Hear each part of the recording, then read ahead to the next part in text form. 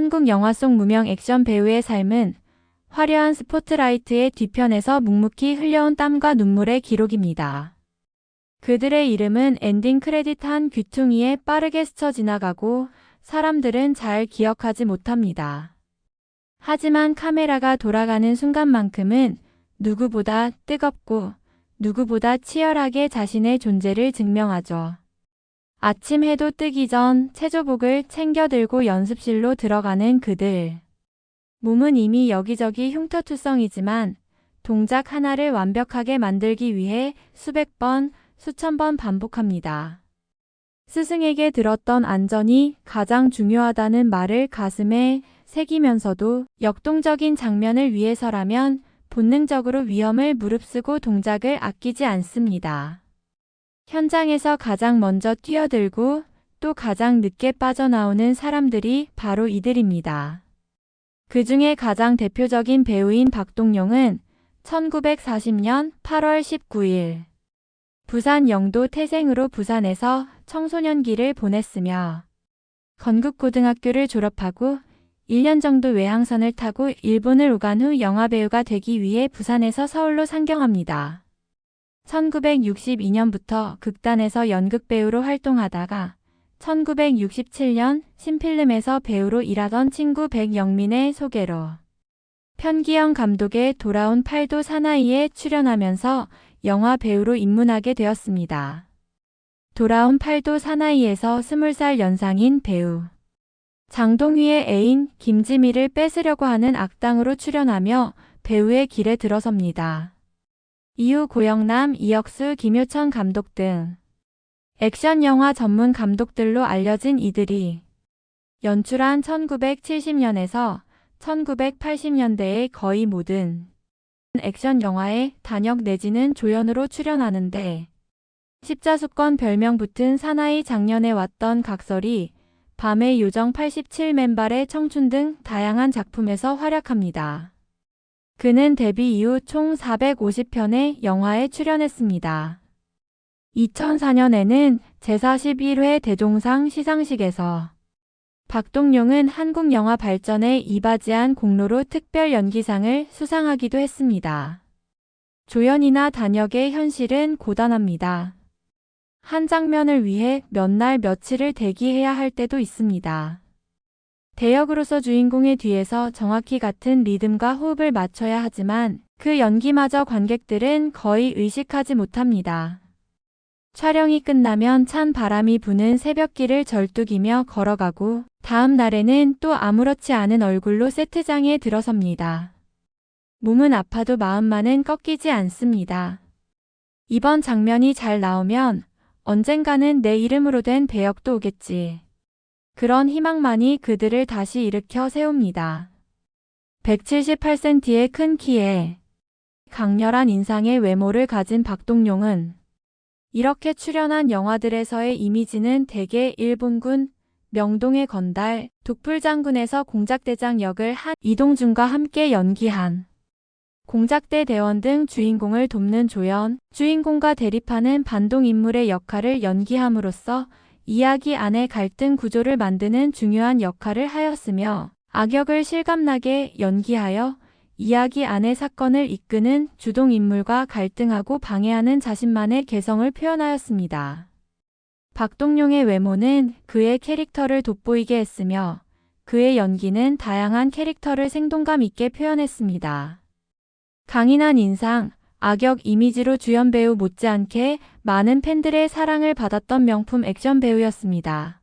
겉으로 보이는 인상과는 다르게 마음씨는 순했기에 그가 세상을 떠났다는 소식에 동료 배우들의 슬픔은 컸습니다. 배우 한지일은 박동용과 함께 찍은 사진을 개인 계정에 올리며 그를 추억했습니다. 오늘 새벽 갑자기 세상을 떠나셨다는 소식을 전철 안에서 접했네요. 라며 형, 많이 보고 싶을 겁니다. 하늘나라에서 먼저 가신 선배님들과 행복하세요. 삼가 고인의 명복을 빕니다. 라고 애도했습니다. 대한민국을 대표하는 조연, 그리고 단역 액션 배우 박동용의 연기는 단연코 주연급에 못지 않았습니다. 박동룡은 1960년에서 1980년까지 대한민국 정통 액션 영화 전성기의 장동휘, 황해, 허장강, 이해춘, 최무룡, 신성일, 독고성 등과 함께 액션 배우로 명성을 날렸던 조연 혹은 단역 배우였습니다. 그래서 얼굴은 익숙하지만 이름까지는 모르는 국민들이 많으실 겁니다. 박동룡은 특히 일본군, 북한군, 건달 등 악역을 많이 맡았습니다. 당시 액션 영화 주연을 맡았던 최무룡, 장동휘, 박노식 등이 악역으로 고인을 선호했다고 합니다. 그의 연기는 단순한 스크린의 채움을 넘어 관객들에게 강렬한 인상과 여운을 선사했습니다. 박동룡의 연기는 다양한 역할과 장르를 아우르며 한국 영화계에 뚜렷한 흔적을 남겼습니다. 그의 생전 업적과 기여는 한국 영화 역사에서 중요한 부분을 차지하며 그가 남긴 작품들은 여전히 많은 이들에게 추억과 영감을 선사하고 있습니다.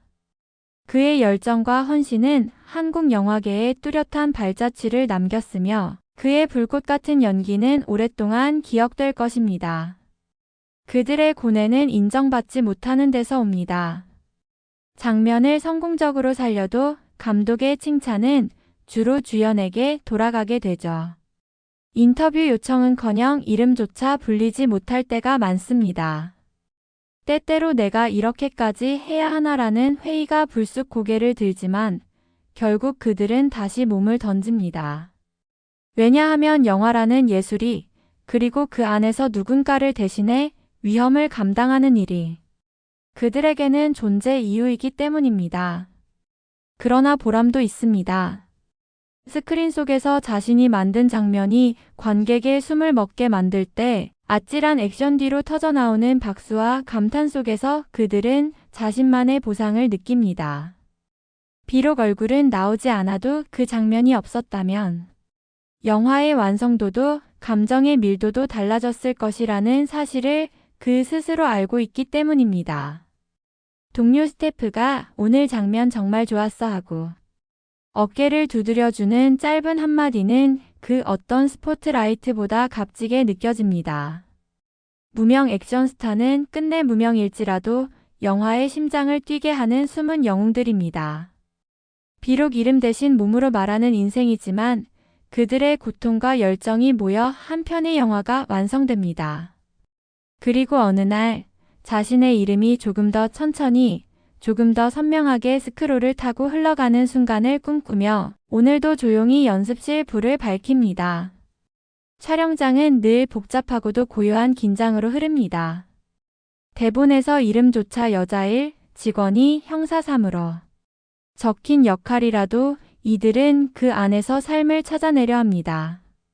누군가의 하루, 감정, 상처를 빌려와 단 몇 초 안에 존재를 증명해야 합니다. 대사가 없어도 인물이 살아있어야 해. 선배에게 들었던 그 말 한 문장이 마음속 다짐처럼 울립니다. 그래서 하루에도 수십 번 표정과 몸짓을 바꿔가며 거울 앞에서 연습합니다. 잠깐 스쳐 지나가는 장면이라도 누군가에게는 그 순간 하나가 평생의 기억이 될 수 있기 때문입니다. 한국 영화는 결코 주연 한 명으로 완성되지 않습니다. 화면 한쪽에 스쳐 지나가는 눈빛, 무심한 걸음걸이, 문을 닫는 작은 동작 하나까지 조연과 단역, 배우들의 노고가 모여 영화는 비로소 현실을 담고 생동감을 얻습니다. 그들이 있어 한국 영화는 더욱 깊어지고 더욱 따뜻해집니다. 이름은 작아도 존재는 결코 작지 않은 사람들이기에 오늘도 그들은 조용히 그러나 흔들림 없이 자신의 자리를 지켜내고 있는 겁니다.